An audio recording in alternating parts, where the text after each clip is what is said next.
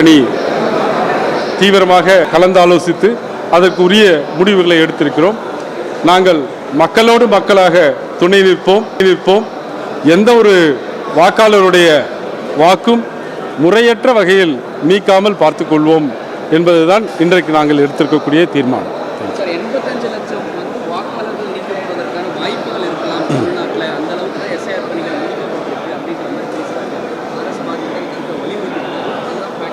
அதாவது election commission 3/12/2025 இரவு 10 மணி வரைக்கும் ஒரு டேட்டா ஷீட் வெளியிட்டிருந்தாங்க. அதன்படி ஏறக்குறைய 8.89% மக்கள், சொல்லப்போனால் 57 லட்சம் மக்கள் தங்களுடைய ஆவணங்களை தர வேண்டும். நோ மேப்பிங்னு போடுறாங்க. அதாவது அவர்கள் 2002 வாக்காளர் பட்டியலிலோ அல்லது அவருடைய பெற்றோர்கள் 2002 வாக்காளர் பட்டியல் இருந்ததாகவோ தகவல்களை தரவில்லை. அந்த வகையில் 8.89% 57 லட்சம் வாக்காளர்களிடம் ஆவணங்களை கேட்கக்கூடிய நிலையில்தான் அந்த டேட்டா வெளியிடப்பட்டிருக்கிறது. 13% உட்பட்ட மக்கள் வாக்குகள் இறந்தவர்கள் மற்றும் குடிமாறியோர்கள் போன்ற அந்த பட்டியலில் வருகிறார்கள்.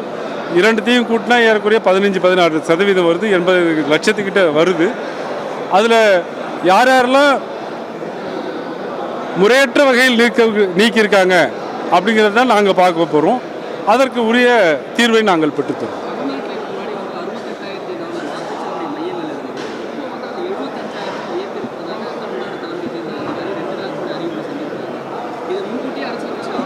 இல்லை, இது முன்கூட்டியே ஆலோசனை நடத்தப்பட்டது.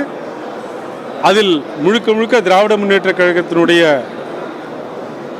பொறுப்புமிக்க மாவட்ட செயலாளர் அனைவரும் கலந்து கொண்டார்கள். உரிய ஆலோசனைகளை சொல்லியிருக்கிறார்கள். அது ஏன் அதிகரிக்கப்பட்டது என்றால், எலெக்ஷன் கமிஷன் 1500 வாக்காளர்கள் இருந்தால் ஒரு வாக்குச்சாவடியில் நீண்ட நேரம் ஆகிறது.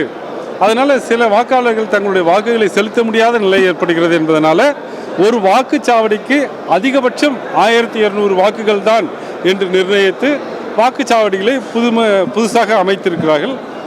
ஒரு வகையில் அது வரவேற்கக்கூடியது தான். அது மக்கள் நீண்ட வரிசையில் நின்று வாக்களிப்பதை குறைக்கக்கூடும். அதற்கு உரிய ஆலோசனைகளை, கலந்த ஆலோசனைகளை எலெக்ஷன் கமிஷன் செஞ்சாங்க. அது ஜூலை மாதம் 5 எம்பிகள் மாண்புமிகு முதல்வருடைய உத்தரவின் பேரில் டெல்லியில் எலெக்ஷன் கமிஷனர்ஸை அப்போ கூட அவங்க அதை சொன்னாங்க.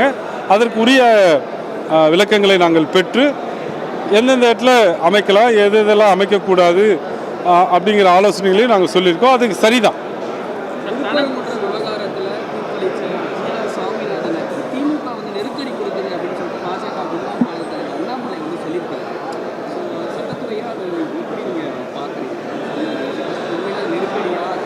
அந்த வழக்குகள் நிலுவையில் இருக்கு. அதனால நான் அதை பற்றி பேசுகிறேன்.